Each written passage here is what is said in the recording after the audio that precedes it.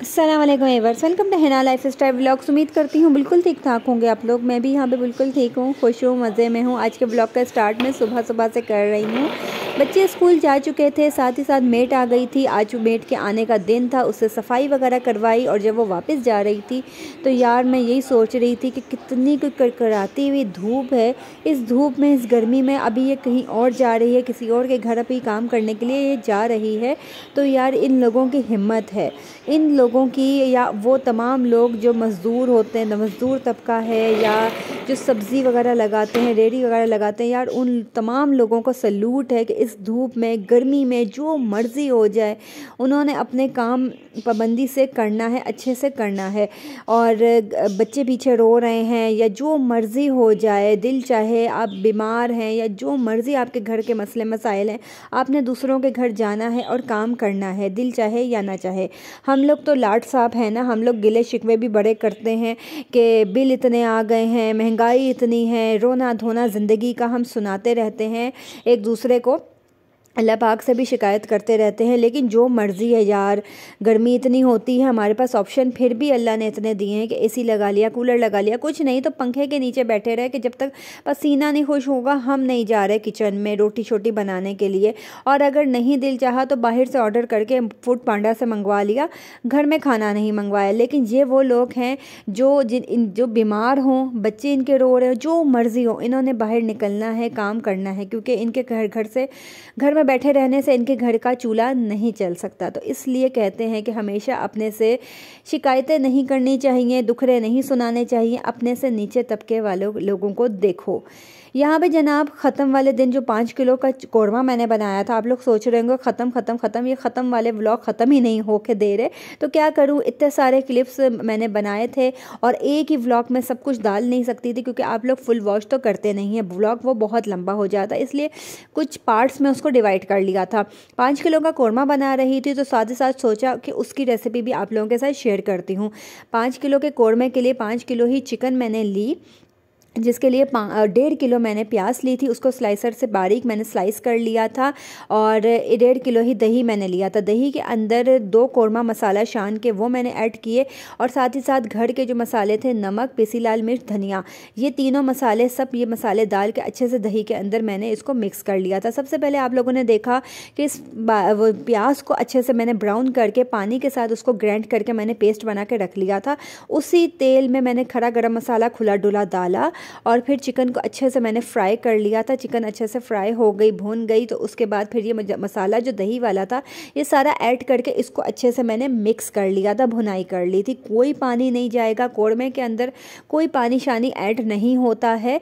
और दही जो है, प्याज, मुर्गी, ये सब अपने ही पानी जो छोड़ती है, उसी से बस ये शोरवा सा, अगर आपको लगे तो आप ज़रा सा पानी ऐड कर लें, लेकिन वैसे कौरमे के अंदर कोई पानी नहीं जाता। अच्छा, इसमें देगी मिर्च भी मैंने भूनते वक्त ऐड की थी। देगी मिर्च से ये कि कौरमे का जो सही लाल लाल रंग आता है ना, वो निकलता है, वो बहुत अच्छा लगता है। देसी जितने भी खाने हैं ना, उसमें लाल लाल रंग आना, मतलब कि वो तरी आना बहुत ज़रूरी होता है। और हम लोग वैसे तरी वाले खाने नहीं खाते हैं, लेकिन ये कि जो मेहमानों के आगे या किसी के आगे रखने के लिए ये ज़रूरी होता है। तो ये फ़ाइनल लुक थी कौरमे की। अच्छा, ये तो मैंने आप लोगों को बताया नहीं, जब मैंने दही के डाल के उसको अच्छे से भून लिया था, हल्की आंच पे छोड़ दिया था, थोड़ी देर के बाद फिर मैंने प्याज वाला मिक्सर ऐड कर दिया और हल्की आंच पे उसको बस पकने दिया। अच्छा, ये तकरीबन 1 किलो सूजी मैंने ली थी, जिसका मैंने हलवा बनाया था। इसके जो बनाने की जो क्लिप्स थे वो मैंने शेयर नहीं किया था, लेकिन यकीन जानिए इतने कोई मज़े का ये हलवा बना था कि अभी भी मैं देख रही हूँ ना तो मेरे मुंह में पानी आ रहा है। और ये कि इसके अंदर जो है किशमिश मैंने ऐड की थी मेवे में, और ऊपर से बादाम जो है वो काट के बारीक मैंने रख लिए थे। जब सर्व का टाइम था तो बादाम उसके अंदर ऊपर से मैं सिर्फ डाल रही थी, और जर्दे का रंग डाल दिया था कि मैंने कहा ज़रा शक्ल जो है ना अच्छी लग रही थी जर्दे के रंग डालने से। और मैं देख रही हूँ ना, ऐसा लग रहा है देखने में जैसे ना चने की दाल का जैसे हलवा होता है ना, वैसे। और अभी सर्दियाँ आ रही हैं तो बस अभी हलवे ही हलवे हम खाएंगे। हाँ, मैं आप लोगों को अभी अपने किचन में लेके चल रही हूँ और मैं आप लोगों को एक चीज़ दिखाती हूँ।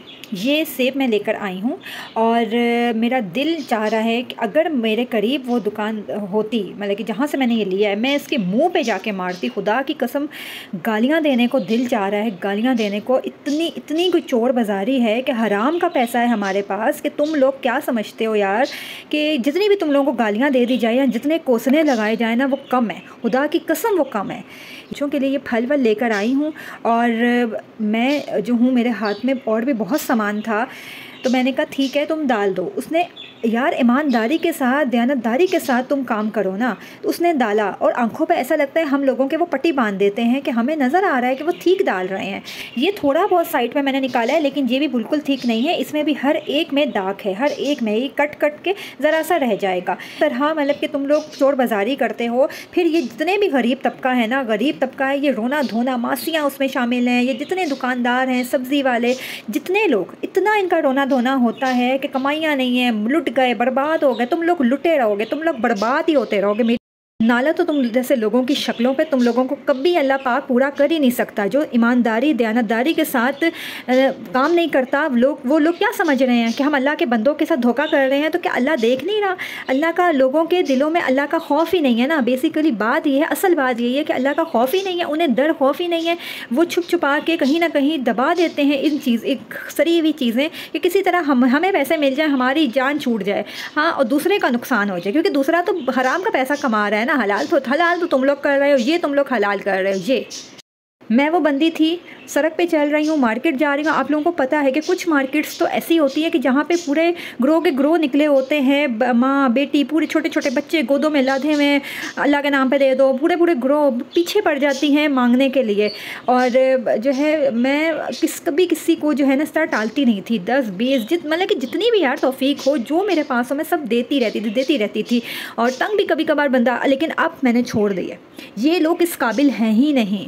जो वाकई ज़रूरतमंद होते हैं ना, वो सफ़ेद पोश लोग होते हैं। वो कभी मुंह से बयान नहीं करते, वो अपनी तकलीफ़ों को, दुखों को वाकई बयान नहीं करते। जो इस किस्म की हरकतें करते हैं ना, जो मुंह से बोलते हैं, अल्लाह पाक उनको वाकई उसी हाल में रखता है, औकात में रखता है, उनकी औकात में रखता है और कभी उनका पूरा नहीं करता। दिल ख़राब होता है, बहुत अफसोस होता है कि जब ये तबका जो है हमारी हलाल की कमाइयों को हराम करते हैं और हम इतनी मोहब्बत से हर चीज़ इनके आगे पेश करेंगे, लेकिन ये हमें हमारी मोहब्बतों का सिला नहीं मिलेगा। बात वही आ जाती है, यहाँ पर तो अपने मोहब्बतों का सिला मोहब्बत में नहीं देते हैं, तो इन गैरों से क्या तवक्को हम रखें।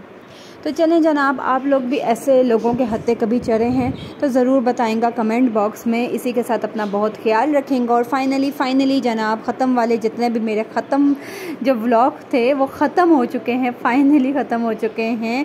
और अभी डेली व्लॉगिंग जो है कल से अगेन आया करेगी।